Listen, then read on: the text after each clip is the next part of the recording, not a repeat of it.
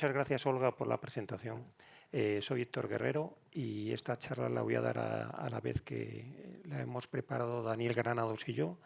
Daniel Granados es director de infraestructura científica de Indea Nanociencia y el coordinador de nuestro centro de micro-nanotecnología, que es una instalación donde trabajamos en la nanoescala y en el desarrollo de dispositivos cuánticos. Está acreditada por la Oficina Nacional de Seguridad. Está aquí en Madrid, en el campus de la Autónoma, que es un hub de conocimiento de los tantos que tiene la Comunidad de Madrid. Bien, pues vamos a hablar de la tecnología cuántica, de los orígenes, que es la tecnología cuántica, también de cómo ha evolucionado esta investigación. Hemos hecho unos estudios que les vamos a presentar hoy de manera somera. El tercer punto, vamos a hablar de la cooperación internacional, cómo ha evolucionado, que realmente es todo un reto para la seguridad y defensa, porque lo normal es que uno quiera ser independiente, autónomo, y eso de la cooperación en algunos aspectos de seguridad no es adecuado. Pero es que en tecnología cuántica hace falta masa crítica, hace falta cooperar. Y luego, finalmente, las oportunidades que tendremos para España. Bien, pero todo esto, cuando preparamos la presentación, nos dimos cuenta de que no había más charlas de aspectos cuánticos. Entonces, hemos tenido que preparar una breve introducción para que la charla tienda a ser autocontenida. Bien, ahora está funcionando bien el presentador. Algunos contenidos en español que les aconsejamos para ustedes son, por ejemplo, la charla que dio Ignacio Cirac. Ignacio Cirac en la Fundación Telefónica, en Telefónica en el año 2018. Fíjense ustedes, una charla con 4 millones de visualizaciones. O sea, el 10% de la población española ya sabe de cuántica, básicamente. Y gente más joven, como Verónica Fernández Mármol, también sobre el tema de cómo proteger la información, las comunicaciones. Son contenidos que tienen ahí. Al final de la charla salen nuestros correos electrónicos. La presentación estará disponible en PDF para quien nos la pida de manera instantánea. Otros contenidos en español, pero impresos, son, por ejemplo, la de Antonio Acín, del Instituto de Ciencias Fotónicas, que es un centro que está en Barcelona, y que son muy activos en el tema cuántico desde el principio. Un número especial sobre computación cuántica, por ejemplo, de investigación y ciencia, tiene muchísimo sobre temas cuánticos si ustedes quieren leer. Y más artículos, sobre todo, por esto se está animando y es objeto de la prensa de la gran divulgación. Se habla ya de una carrera entre Occidente y China en los temas cuánticos. Hace unos días nos sorprendió IBM con que ya habían pasado de los 100 qubits en el ordenador que están desarrollando. El qubit es como la unidad de información básica en cuántica y se estima que cuando lleguemos a 1 millón de qubits tendremos ya ordenadores capaces de hacer algún tipo de cálculos. Esto está fenomenalmente explicado en un artículo que salió en La Razón este domingo. Y creo que para quien no controle de aspectos cuánticos es donde mejor lo va a poder leer. Y finalmente, si nos vemos este enlace de Zaira Nazario de la IBM, podremos ver aspectos más en detalle. Pero vámonos a lo que nos interesa más en esta jornada. Si realmente, ¿por qué el tema cuántico es una amenaza para la ciberseguridad? En 2016, el NIST, el Instituto Estadounidense de Patrones Metrológicos, desarrolló un trabajo para ver si realmente esto de la futura computación cuántica, la futura supremacía cuántica, iba a plantear un problema de cara a la seguridad. Vale, entonces, se vio que muchos de los sistemas de encriptación actual, realmente a partir de que surja la computación cuántica, los ordenadores cuánticos se van a ver afectados. Entonces están trabajando en algoritmos postcuánticos. Pero claro, hay un problema. Todas las comunicaciones que estamos teniendo hoy en día, en el futuro serán desencriptadas. O sea que esto tiene una implicación seria, ¿no? Por eso es tan importante entrar en el tema cuántico. Fíjense ustedes, la tecnología cuántica se habla de primera revolución, segunda revolución. A nosotros eso no nos gusta. Nosotros hablamos de primera generación de dispositivos cuánticos y segunda generación. Todo se empezó a gestar en finales del XIX y la primera mitad del siglo XX. Estamos hablando de tiempos geológicos, 50 años, 70 años de generación de contenidos, ¿no? Esta foto de la conferencia de Solvay en 1927 en Bruselas, ya lo comentaré más tarde, 17 premios Nobel ahí metidos, desde Einstein, Schrödinger y todos ellos, ¿no? Realmente la cuántica va en función de una serie de principios nuevos que se establecen. Hay 4 que consideramos habilitadores y 2 que consideramos limitadores.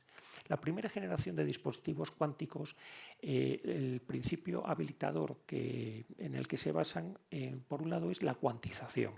Pasamos del mundo de Galileo y Newton a un mundo en el cual ya las magnitudes son discretas, no varían de manera continua. Los cuanta que sacó Max Planck en su teoría para explicar la radiación del cuerpo negro. Después tenemos otro efecto que es el efecto túnel. Un electrón para ir de un sitio a otro, si hay una barrera potencial entre medias, antiguamente le teníamos que dar en el mundo clásico energía suficiente para pasar la barrera de potencial. Pues en el mundo cuántico no. El electrón pasa porque pasa y no pasa a través de esa barrera de potencial. Los dispositivos de segunda generación se basan en unos principios habilitadores un poco más complicados. Por ejemplo, el principio de la superposición.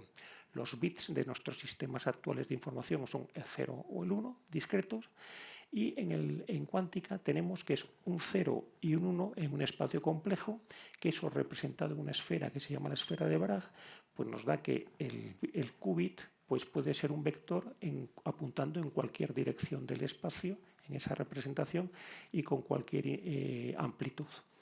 Entonces, todo cambia. Ya no vamos a operar con ceros y unos, sino con qubits, de esa manera. Y después está el principio de entrelazamiento. Esto es una foto del satélite Micius, que lo que tiene es que lanza 2 haces con 2 fotones que están entrelazados entre ellos. Esto no se entiende. Yo la mejor manera que he visto de explicarlo es el balancín de los niños. Cuando uno está abajo, el otro está arriba. Entonces, cuando llegan esos fotones a un sitio, uno según lo lee en polarización vertical, pues en el otro sitio automáticamente se pone la polarización horizontal.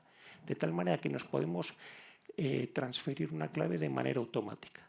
Eso es la cuántica en estado puro. Entonces, ¿con qué nos encontramos? Con que luego hay 2 principios que son limitadores. El de la incertidumbre, el principio de incertidumbre de Heisenberg. Si yo quiero medir la velocidad de una partícula, pues realmente no conocer bien su posición. Y así hay varias combinaciones distintas. Y otro es la de coherencia, que es que un estado cuántico en el tiempo pues va dejando de ser un estado cuántico puro y pasa a estar degenerado. Que eso es el principal limitante de los qubits actuales en la computación y las operaciones, la pérdida de identidad de la señal por la coherencia. Entonces, los dispositivos de primera generación, por ejemplo, el láser, Theodore Maiman en 1960 hizo el primer láser de rubí, consistían en que éramos capaces de ir a la naturaleza y utilizar 2 estados discretos, entre los cuales, por ejemplo, aquí pues bombeábamos electrones de un nivel inferior a un nivel superior, conseguíamos invertir la población y luego hacer que de manera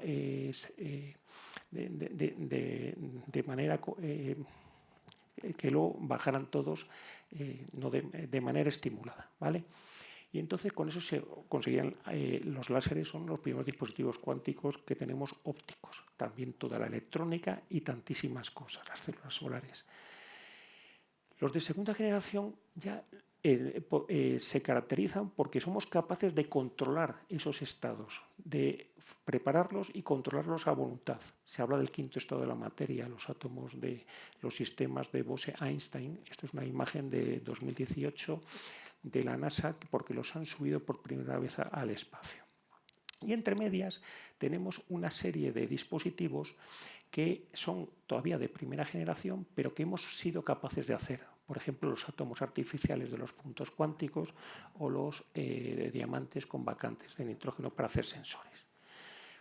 La teoría cuántica, en este entorno además se entenderá mejor que en ningún sitio, tiene que entrelazarse con la teoría de la información. Aquí vemos a Shannon, que es el padre de esta teoría de la información, y conviven juntas.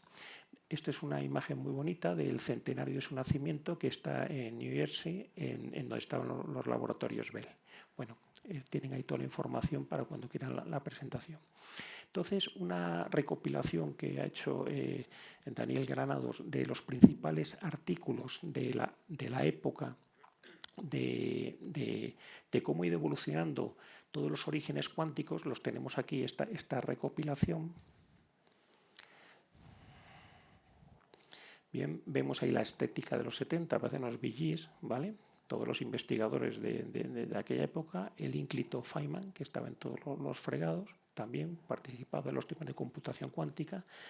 Saltamos ya de años y nos vamos encontrando pues, los principales artículos del mundo.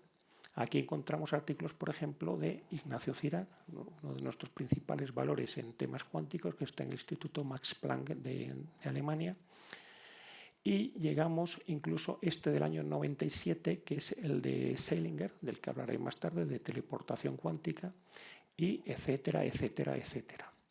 Pues claro, cualquiera que quiera entender el tema cuántico, pues tiene que pasar por este tipo de lecturas, ¿no?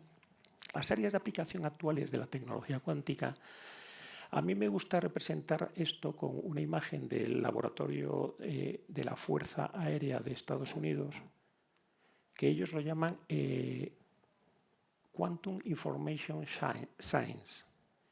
Ellos hablan de 5 áreas. El área de la computación enfocada a sistemas, el área de la computación clásica, con lo que lograrán factorizar, desencriptar todo tipo de códigos, el área de hacer patrones de tiempo, con lo cual tendremos unos satélites Galileo, GPS mucho más precisos, el área de los sensores y finalmente el área de las comunicaciones seguras.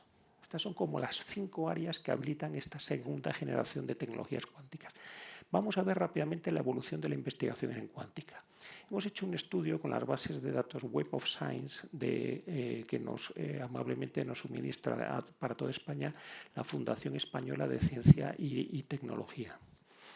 Este estudio, pues lo que vemos aquí es que realmente empiezan las publicaciones y hay como 3 cambios de velocidad. El último cambio, a partir de 2010, se ve que esto empieza a estar exponencial. 7.000 artículos al año son muchos, una barbaridad, sobre todo en temas cuánticos, porque esto no hay quien lo siga de manera individual, esto tiene que ser un trabajo colectivo, por eso la cooperación. Y hay que participar de esa generación del conocimiento. Todos los artículos que les he enseñado antes es esa línea naranja que está mostrada abajo, ¿no? Están como entremezclados con todo esto. ¿Cómo hemos buscado estos artículos? Pues yo no me he ido naturalmente a la base de datos y he puesto Quantum, porque no me salen 7.000 artículos, me salen 200.000. ¿Vale? Entonces, esto es una estrategia de un coronel de la Fuerza Aérea de Estados Unidos que hemos refinado, que la tienen ahí por si ustedes la quieren correr de alguna manera. Esto está en una presentación que hicimos en una conferencia de la OTAN hace unos meses, que también la tienen a disposición.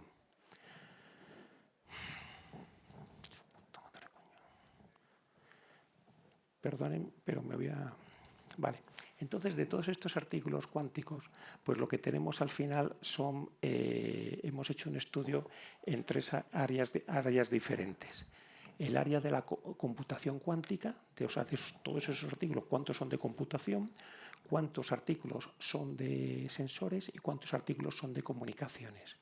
Y entonces lo que vemos en los artículos de la computación es que realmente Estados Unidos está un poco ahí a la zaga con China y muy por delante de los demás. Naturalmente, siempre que hablamos de Europa, pues habría que sumar todas las contribuciones europeas. Muchas gracias. Habría que sumar todas las contribuciones europeas, ¿no? Si nos vamos al tema de los sensores, Estados Unidos está muy por delante, pero ¿qué ocurre? En el área de la comunicación cuántica, China está desatada, pero desatada de verdad. Siempre con esa flecha roja indico el papel de España. ¿Qué nos encontramos si nos vamos a ver el detalle de cómo ha sido esta evolución? En las curvas, en la gráfica de abajo, las azul claritas, es todos los artículos hasta el año 2016 y la azul oscura son todos los artículos hasta el año 2020. Se ve que, y luego la otra curva es una expansión que muestra simplemente el incremento que ha habido entre esos 2 periodos. ¿Y qué vemos? Países como Irán, Rusia, India, China, pues están en 4 años, pues están realmente volcándose en todo esto. O sea, es la única charla de cuántica en estas jornadas, pero lo de la cuántica va muy en serio y no es algo para dentro de media hora, pero es algo que la comunidad de ustedes tiene que empezar a asimilar y hay que empezar como país a trabajar seriamente en esa dirección, no solamente hacer artículos, ¿vale? Entonces nos encontramos con que España precisamente es uno de los países más importantes en tema cuántico. Tenemos desde el principio, desde los 90, una comunidad incipiente en estudiar todo esto. Pero como siempre se nos va a ir la fuerza, porque sí, lo hemos estudiado, ya vienen otros que cooperan con nosotros, se nos van llevando el conocimiento, nuestros investigadores todos en el extranjero, y bueno, pues ayer ganó el Madrid, ¿vale? Artículos bastante citados. El número de citas en los artículos en el mundo científico indica el impacto que estás teniendo en la comunidad. O sea, si realmente la tecnología y la ciencia que luego se ha desarrollado tiene en cuenta tus trabajos. El más citado es el de Ignacio Cirac otra vez, 2.600 citas. Y España siempre ocupa esa posición, la 12ª. Ahora mismo en el PIB ya hemos bajado a la 14ª y seguiremos a lo mejor ahí manteniéndonos. Pero bueno, España siempre, por lo menos en tema científico, intenta mantener el tipo. La cooperación internacional. Pues esto es un reto para seguridad y defensa. Fíjense, esta foto ya coloreada de la conferencia Solve del 27, las banderas de todos ellos. O sea, realmente desde el principio el mundo cuántico, el mundo de la ciencia es un mundo de tal intensidad, es una revolución tan fundamental que requiere que estemos todos alineados. Naturalmente lo bueno, si estamos alineados mejor, ¿no? Entonces, de esa foto había 17 premios Nobel. Dicen que es la foto más inteligente jamás montada. Yo pienso que habría mucha endogamia también, que luego entre ellos se iban dando los premios Nobel, ¿no? Pero bueno, la cooperación en tecnología cuántica, si vemos esta gráfica representa de todos los artículos que ha hecho un país, en los que firman investigadores de un país, qué porcentaje son en cooperación con otros países. ¿Qué es lo que nos vemos sospechosamente? Que China coopera poco. Es el que menos coopera de todos. Y tiene muchísimos artículos. España, Austria, somos fantásticos, cooperamos muchísimo, casi cerca del 80%, ¿no? Alemania, todo eso muy bien. Y vemos aquí una asimetría en el comportamiento de China y Estados Unidos. Estados Unidos, con quien más coopera precisamente es con China, porque es una población muy grande, es una comunidad muy grande. Y España, y si nos vamos al caso de China, con quien más coopera es con Estados Unidos, con Alemania, con España. ¿Por qué? Pues China tiene un plan, tiene una estrategia. Y en esa estrategia pues han visto que esto es fundamental, que no se les va a escapar de las manos. Y que el conocimiento empieza en la conferencia esa de Solvay y en Europa. Y todo ello pues, se está aplicando bien para llegar a nosotros. Fíjense estas tres gráficas. Es el caso de Estados Unidos, el caso de China y el caso de Alemania. Cada columna representa el acumulado de los artículos en 5 años, salvo la primera que es en 10 años.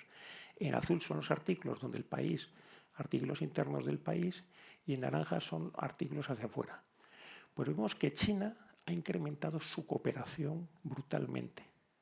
El lado naranja cada vez es más grande con respecto del azul. Alemania y Estados Unidos siempre permanecen más o menos pues, con su cooperación habitual natural. Y estas gráficas son fundamentales. Ustedes saben que en Estados Unidos hay bastantes agencias de inteligencia. Pues todas las agencias de la financiación de las agencias de inteligencia y de defensa de Estados Unidos, pues en los registros de esta base de datos se ve que han participado en 4.395 artículos. Si quitamos los estadounidenses, han financiado 945 trabajos y se ve esa evolución. Estados Unidos, a partir del 2006-2007, empiezan a financiar sus agencias de inteligencia y de defensa el tema cuántico. ¿Pero qué ocurre en la parte internacional? Que a partir de 2018 dicen, oye, tú, que esto es bastante importante, vamos a dejar de encima darles dinero y vamos a decrecer esa cooperación. Y si nos vamos a la gráfica de abajo, lo que vemos es que han financiado hasta China. A China, a Rusia, pero ¿esto cómo es? Seguramente en la época anterior, cuando realmente todavía no sabían que esto iba a ser tan importante o tan decisivo. Este trabajo es solamente...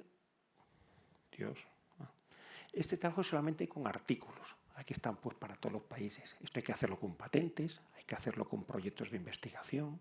Entonces, toda esta información la tienen en el estudio, pero vamos a ver el caso español. El caso español.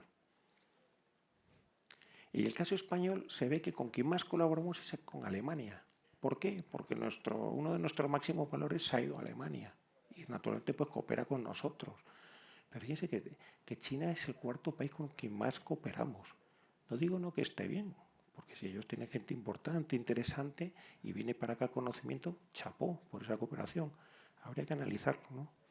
Y el C1,90 significa, C1 significa que las publicaciones españolas estarían hechas con un país nada más. C2 significaría que están hechas con 2 países de promedio. Normalmente los países suelen ser 1,5, España es 1,9 porque cooperamos siempre pues, a 2 o 3 bandas. Bien, y vamos a hablar de una historia de éxito. La cooperación en cuántica también tiene sus historias de éxito. Es el caso Zeilinger-Pan. Acuérdense de Peter Pan, pero este Pan en chino, ¿vale?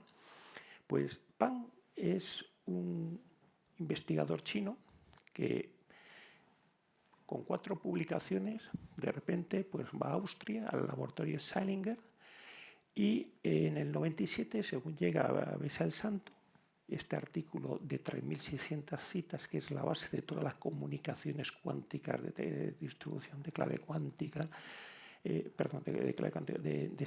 con los fotones entrelazados, todo eso, pues segundo autor de este artículo, o sea, no es el primero, no es el que se le ocurrió la idea, el segundo, y con el grupo de Zeilinger, pues de repente, esto es un potenciador cuántico de su carrera, tal, ya con 19 publicaciones, 8.800 citas, o sea, China, un científico de la República Popular China, pues llega ahí y nada, y fenomenal, es alguien listísimo. Todo esto financiado por la Agencia Espacial Europea, la Unión Europea, tal. Desaparece y sigue Zeilinger en 2008 con la Agencia Espacial Europea, que sí le van a financiar un satélite.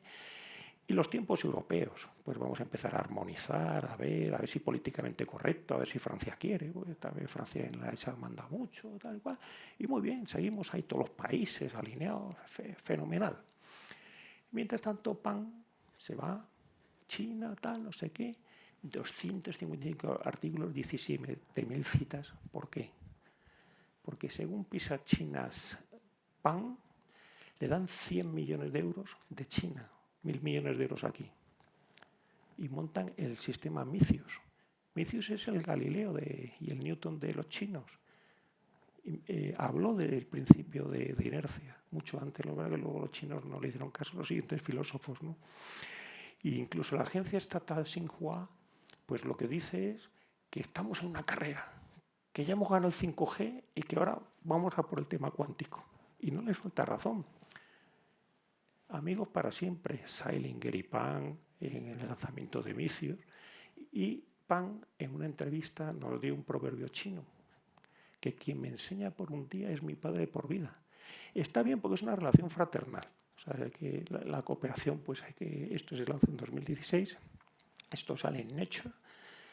Ahora ya no hay cooperación. China está haciendo unas redes de comunicaciones cuánticas terrestres apoyadas por satélites brutales y mientras tanto hace unos días Estados Unidos poniendo empresas chinas en la lista negra porque les están copiando, etcétera, etcétera, etcétera, etcétera. Vámonos a España y ya terminamos. ¿Qué es esto? Estos son todos los trabajos que nos estamos leyendo de otros países, pues lo de siempre, pues aprendiendo de otros, la visión, los planes, la estrategia, las clasificaciones, los presupuestos. No hemos encontrado el español. No significa que no haya, ¿eh? O sea, igual es que no nos corresponde tenerlo o no eso. Pero los analistas internacionales dicen que España es un país azul, que no hay estrategia aquí todavía para esto. Esto es una carrera a largo plazo. Estamos a tiempo todavía de meternos ahí. Naturalmente siempre nos dicen con ironía en los ministerios, no, que somos europeos, que ya seguimos las directrices de Europa y está ahí el flagship, etcétera, vamos a seguirlo. Naturalmente que hay que seguirlo, nuestro dinero hay que seguirlo, ¿vale? Pero todos los países que están metidos ahí tienen su estrategia nacional, porque Europa te da lo que de promedio le va bien, pero tenemos que estar ahí. Les dejo puntos de contacto también aquí. La estrategia cuántica española, si se hace alguna vez, tendrá que ser una estrategia de país, de arriba abajo, para el largo plazo. Las estrategias autonómicas de una institución, de un centro, de grupos de investigadores, esas están bien para ellos, pero no, de abajo arriba no se puede hacer nunca una estrategia. Entonces, si nos fijamos, pero ¿tiene sentido hacer una estrategia cuántica? Pues la cantidad de ministerios implicados, de comunidades autónomas que se quieren meter, de instituciones, de centros, de grupos, incluso de empresas, es brutal. O sea, el futuro va a ser cuántico, nos guste o no nos guste. Igual que en el siglo XIX, el futuro continuista y newtoniano pasó a ser relativista y cuántico, ¿vale? Hay iniciativas notables, el CSIC se ha organizado, tienen aquí esta información. Incluso a nivel público-privado pues, se hacen intentos de estrategias para tema de comunicaciones. Incluso a nivel autonómico, esta noticia del Correo Gallego del año pasado, incluso alguna iniciativa nacional, pero impulsada por Carmen Artigas, que cerrará estas jornadas, la secretaria de Estado, pero dentro de la estrategia española de inteligencia artificial, ¿vale? Que está muy bien. Ojalá esto pues es un revulsivo, es dinero, etcétera. Pero dentro de unos fondos de recuperación. O sea, no hay una visión global de todo esto. Entonces, ya para concluir, quiero darle 3 ideas. Primero, debemos cohesionar la comunidad de la información, la comunidad cuántica, determinadas comunidades de ingeniería. Debemos de científicos. La frase de este escritor mexicano Juan Rulfo: o nos salvamos juntos o nos hundimos separados, ¿vale? Segundo, tenemos que fomentar el acercamiento público-privado. Tenemos que trabajar con visión de toda la cadena de valor, de los casos de uso de futuro. Investigar por investigar está muy bien, pero no tiene mucho sentido si no sabemos qué queremos desarrollar al final. ¿Cuál será la capacidad económica de nuestro país de avanzar gracias a lo que hagan nuestras empresas? Y finalmente, algo que comentó el presidente de Telefónica, Payete, el primer día, el tema de los valores. ¿Por qué son importantes los valores? ¿Y por qué lo comento aquí? Porque el futuro estará muy asociado a las herramientas cuánticas que desarrollemos. Gracias a los valores que tenemos, yo puedo dar esta charla, ser crítico, y esta tarde no me llevaría a un campo de reeducación a los monegros, ¿vale? ¿Por qué? Pues porque tenemos un país pues, donde esto pues, se puede hacer. Y se puede criticar el país, ser un Noam Chomsky en Estados Unidos, ultracomunista, y meterse con ellos y además ser rico. Esos son los valores de nuestra democracia, de nuestro país. Entonces, tenemos que estar ahí. Y defender esto significa defender el dato, defender la información, defendernos a nosotros. ¿Por qué? Por los que vienen detrás. Gracias. Gracias, Héctor.